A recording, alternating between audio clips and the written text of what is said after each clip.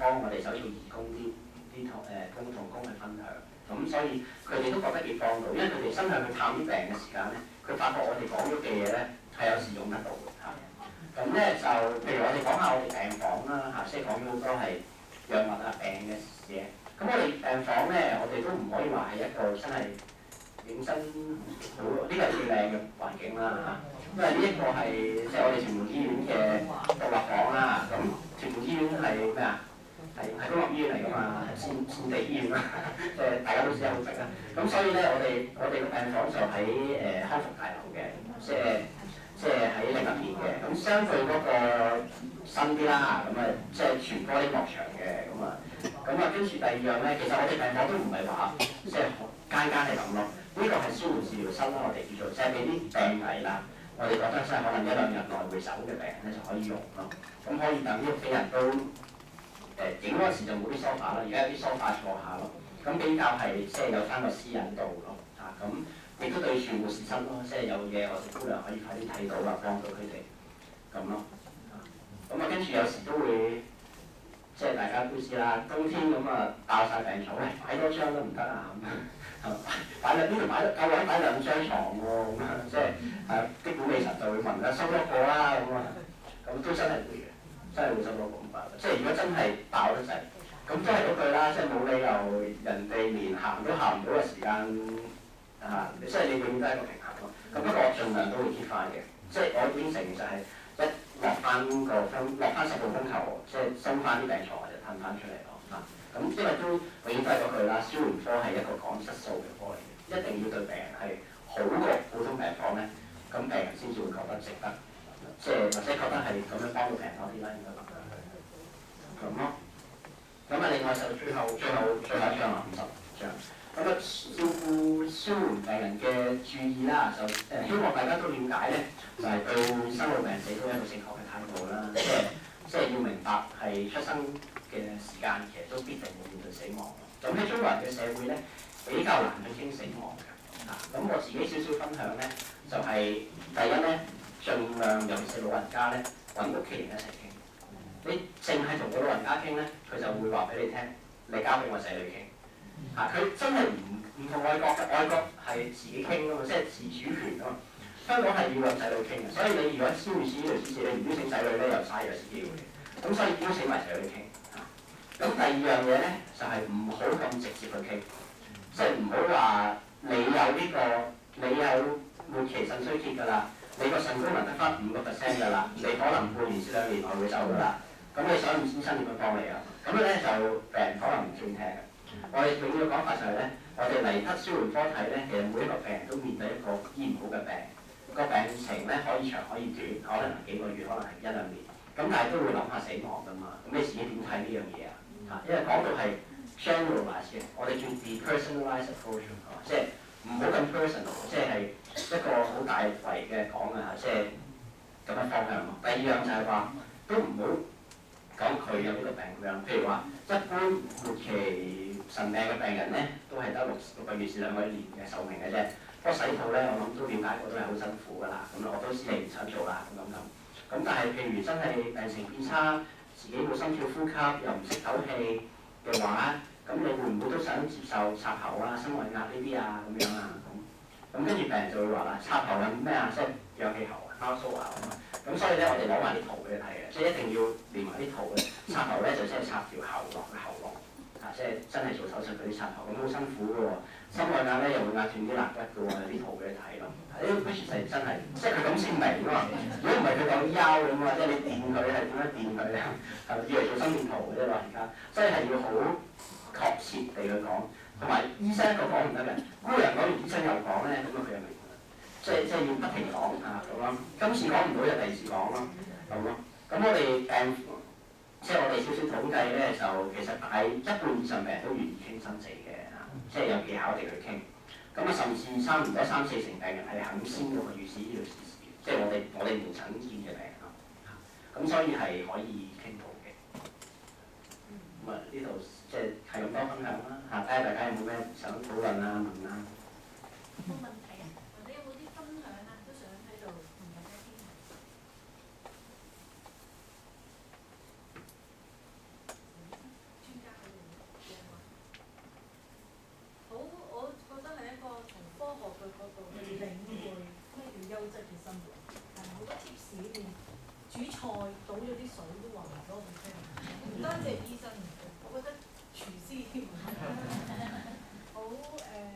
大家都係有呢一個人佢死亡啦，或者感情啦，佢都係即係可能分開咗，或者失戀你死亡嘅時候咧，其實係好難接受。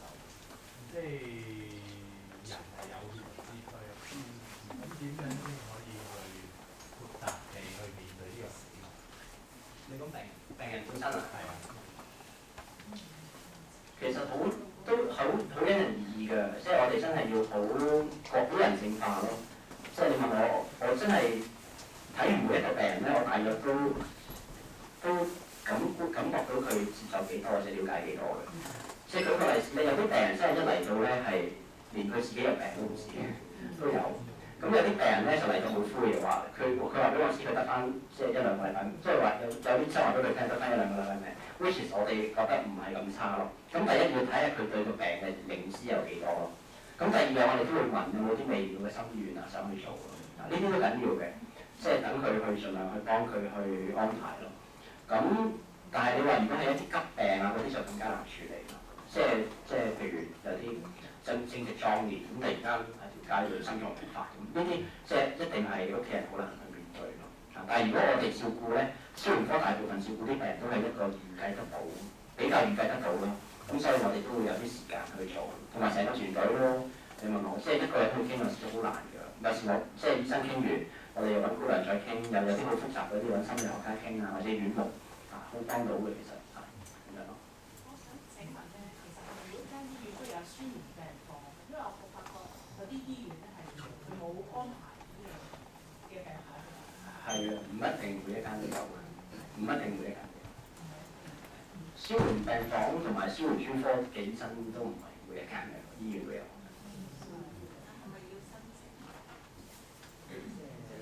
你講病人嘅，我哋理論上就每一個分區咧，醫管局每一個分區都有嘅，即係未必每一間醫院裏邊有，但係佢每一個分區都應該有呢個專科嘅配合嘅，咁咯。咁如果係覺得適合嘅病人咧，其實醫生都會做咗呢個轉介㗎啦。咁但係如果家人覺得有呢個需要，都可以同醫護團隊去溝通啊，即係嗰個轉介。我想問，唔緊要。一個癌症病人咧，咁如果去到晚期，即係接近到晚期嗰時候啦，咁其實嗱佢個身體咧就基於咧痛啦，好辛苦啦，喺張床嗰度咧呼吸得好咩啦，咁通常咧我聽到會落 morphine 嘅，咁其實我想問咧啲 morphine 咧會唔會即係落咗 morphine 咧？其實我睇見啲病人咧，真係好似咧 calm down 咗喎。其實啲 morphine 如果喺 ethic 嘅倫理嘅裏邊咧，其實有冇係加速佢真係會快啲離開嘅咧？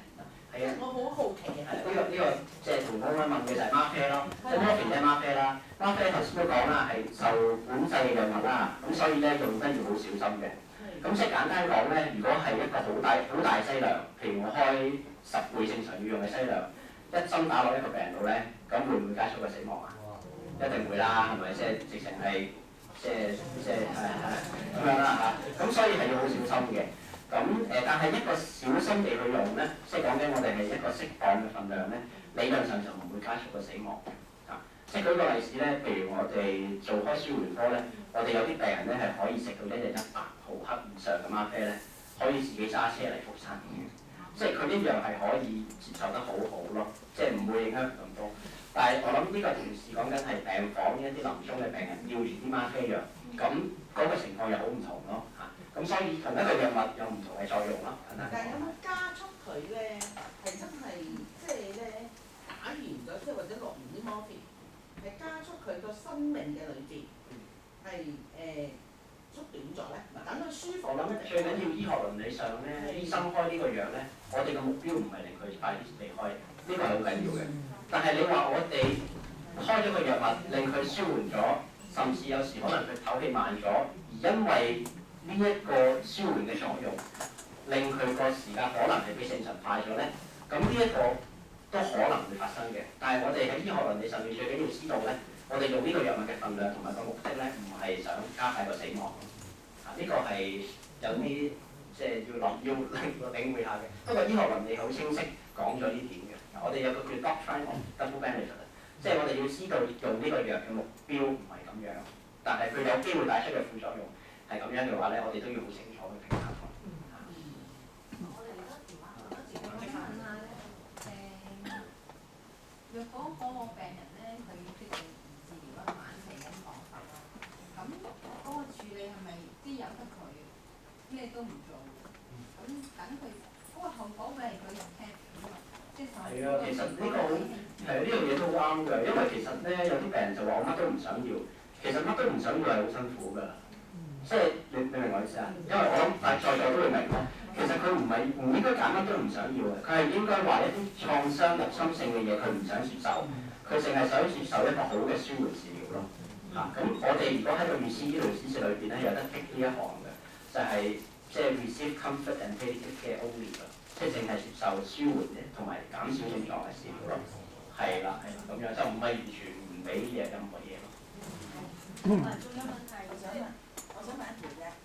我想問咧喺咩情況之下咧，即係佢係舒緩治療病人咧，佢喺咩情況之下，醫生會同佢講你仲有幾多日子咧？因為咧呢啲講咗俾佢聽幾多日子咧，係對個病人咧好大嘅迴響嘅嚇。咁或者佢會諗我自己都冇得醫落啊，或者幾耐？其實呢啲講咗幾耐嘅嘢咧係唔肯定嘅，即係唔會。醫生都講唔到，即係生命係掌握唔到喺醫生手中㗎嘛嚇，所以其實點解會喺咩情況之下醫生要同呢啲病人講咧，同埋係直接同個病人講咧？因為我自己有個經歷咧，即係我表姐咧就直接同佢講咗，佢就好快就走啦。即係咁我會覺得咧，其實係咩情況係咪就咁同個病人講啊，定係會約埋啲家人一齊講？有啲醫院就會一齊叫埋院牧啊或者其他團隊一齊講，係嘛？咁其實係咩情況之下同佢講咧？嗱，你問我咧，其實你話醫學上咧冇話界定啱同錯嘅，只要講嘅係正確咯，你明唔明先？即係佢講嘅嘢，嗰位醫生講嘅嘢係正確咧，就唔係錯咯。咁但係點樣溝通嘅方式，或者用咩好嘅溝通方式咧，就真係因人而異嘅。但係如果你話我哋做舒緩科嘅同事啦，尤其是受過即係咁多年嘅培訓，見有咁多病症咧，我哋講得相對係會有技巧一啲嘅。大部分時間我哋會問咗病人先，嗱你會點睇你個病啊？或者你有冇咩擔心啊？咁可能喺呢個裏邊個探討裏邊，佢已經講咗一啲咯。我好想知我自己有幾耐，譬如我有啲嘢想做，佢咁問咧，我哋要答嘅，因為我哋唔可以呃佢咯。咁但係我都覺得係喺屋企人一齊係好啲嘅，即係有個支援咯咁樣。好，嗱有問題代住先，佢幾堂㗎嘛？係咪？